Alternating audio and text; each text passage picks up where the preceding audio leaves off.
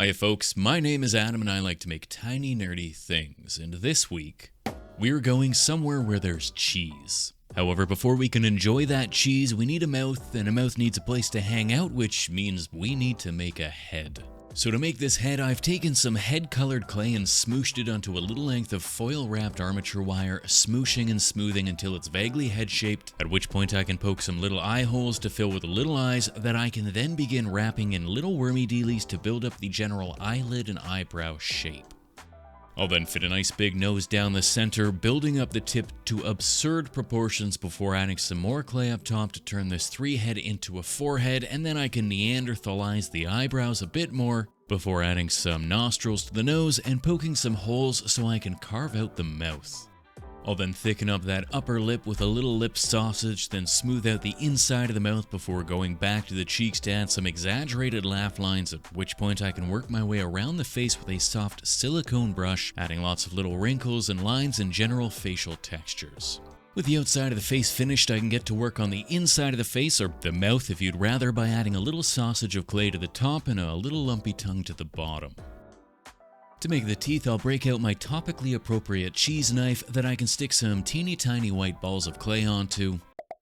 smooshing them flat and shaping them into roughly tooth-shaped shapes before blasting them with a heat gun to cure them so I can knock them off the knife and stick them into my upper gum line. I'll then clean up the gum lines so the teeth fit a bit more naturally before moving on to adding the ears, which start as little flat balls stuck into the appropriate area and gently shaped into somewhat misshapen ears. Finally, I can fill out the neck area by smooshing some more clay onto the exposed metal spinal column and adding little lumps and wrinkles to highlight the less than existent chin. Otherwise, once it's been baked, I can attach the remaining uncovered spinal column to another length of armature wire, demarcate the hips and legs, mount it on a sculpting block, then add some arms and thicken it up a bit more with some aluminium foil. Then it's on to making Wallace's white undershirt, which is only exposed at the collar, so I'll cover the collar area in a little bit of white clay before poking a little red knot into the center to make the knot of his tie, finishing the tie off by adding a worm hanging down that I can smooth and flatten it into shape.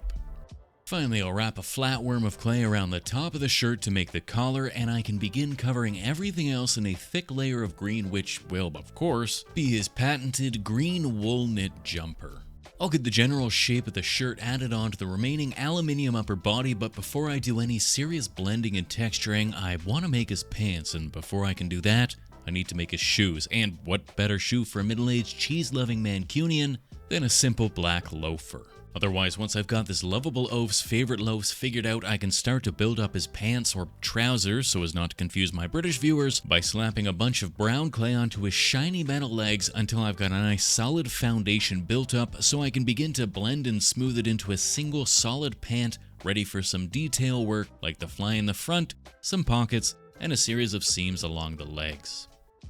Finally, to finish the trousers off, I'll work my way around the lower body with a rounded sculpting tool, pressing it into the clay to create some wrinkles and folds in the fabric. With the pants looking perfectly fine, I can move back to the green up top and start to smooth it out so it hangs slightly over the trousers, adding some little lumps around the bottom to create the impression that it's tucked in. To make the clay look like knitted wool, I'll take some fine window screen netting and turn it so the squares are diamonds, then press it into the clay to create lots of little diamond patterns in the surface.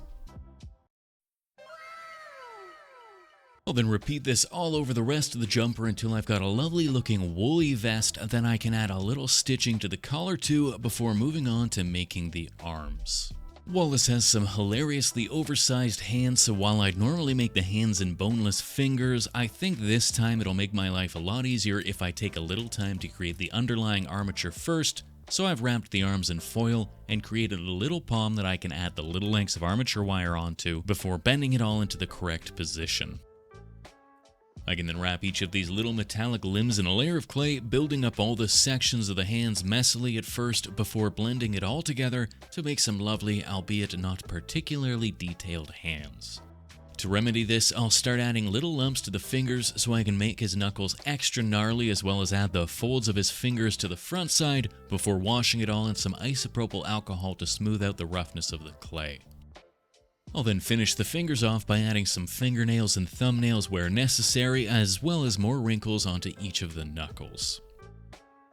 Finally, for a final finishing touch, I'll wrap the remaining exposed armature wire in a layer of white clay to create the rest of his white undershirt, and it's into the oven for a final bake while I get on to making Gromit. I'm pretty sure Gromit is supposed to be a beagle, and while I had considered a more humanoid monstrosity has become something of the norm here, I thought maybe in the interest of not making this too unsettling, I'll just straight up make a beagle, but like with a huge head and uncomfortably human eyes. To that end, I've made a dog-shaped shape and slapped some dog leg-shaped leg shapes onto the bottom where legs would be before wrapping the upper body in a length of wire that I'll pull tight and angle down to help support the body, as well as build the forelegs on top of.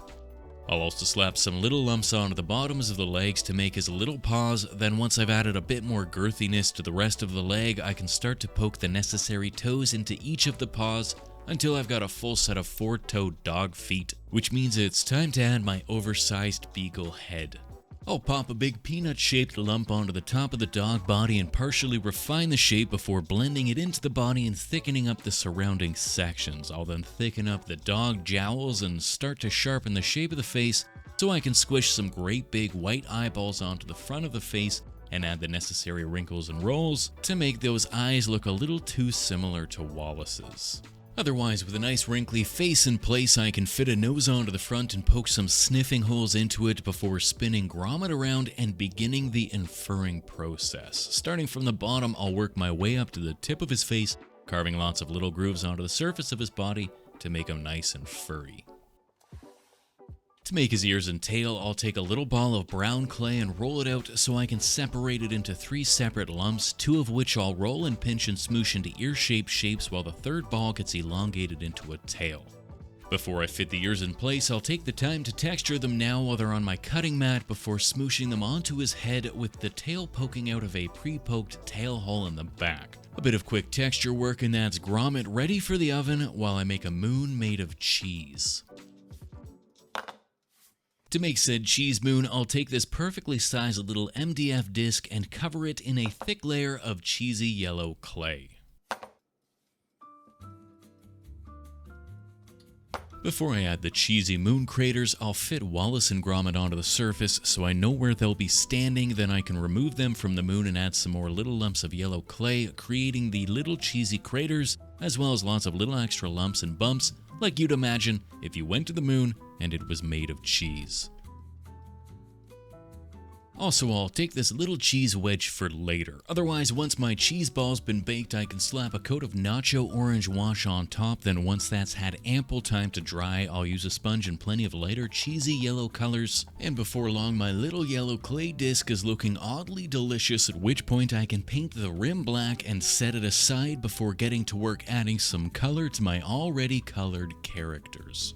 I'll start by giving Wallace's wrinkles a bit of shading by washing the recesses with a washed out red wash, tickling his lips and tongue and his fingers and knuckles before returning to the mouth, where I'll add a darker red to highlight the inner workings of his inner mouth.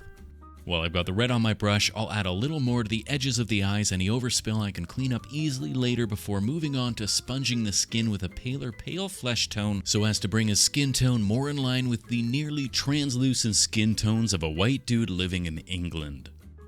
I'll make sure to get some of that same coloring onto his hands before moving on to his sweater vest, which will get a darker green glaze over top, while his pants get a darker brown applied in the same fashion to create some depth and shading.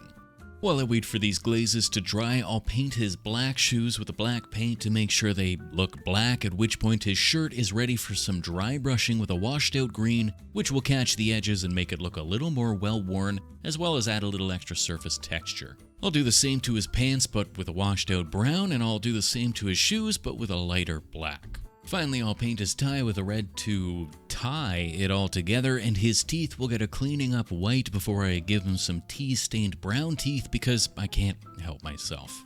Then it's back up to the eyes where I'll paint the centers white and give them some big black wonky pupils before giving his mouth a wash with gloss varnish for that added shine. Then it's on to Gromit, who gets an initial all-over brown wash to tie the various different shades of clay that I ended up mixing since I ran out of the original color together, as well as a darker brown over his ears and tail. I'll then aggressively dry brush his body with a beigey khaki color to bring it more in line with that original design. I can then give his eyes that same red rimming followed by some white cleanup and a pair of great big wonky pupils staring upwards to whatever Wallace is holding. Last but not least, to bring these two to life, I'll give each of their eyes a nice coating of UV resin which will make them nice and shiny, and I can finally fit them in place on the cheesy moon.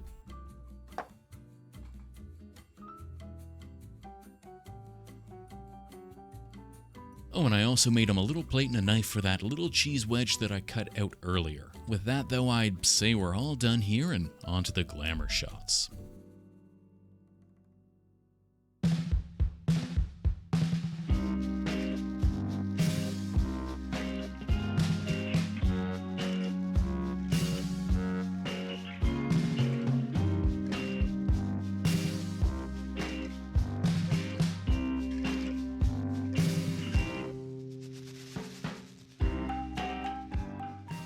As always, a big ol' thank you to the fine folk over on Patreon, and a special hey how are ya to the newest of them, Simon Broadstone, Nina Albert, Antosha Chehonte, Leo C, Grom the Orc, Swift, James 115, R Master 28, Theo the Bunny Dino, Peyton and Lex, Patrick Stoker, Eric Grisham, and Bro Dude 3. You are the hastily assembled rocket that transported this channel to the moon in search of cheese. Christmas is fast approaching, which means 2024 is almost over, and oh my god, how is that possible? Otherwise, we'll see you next time. Cheers.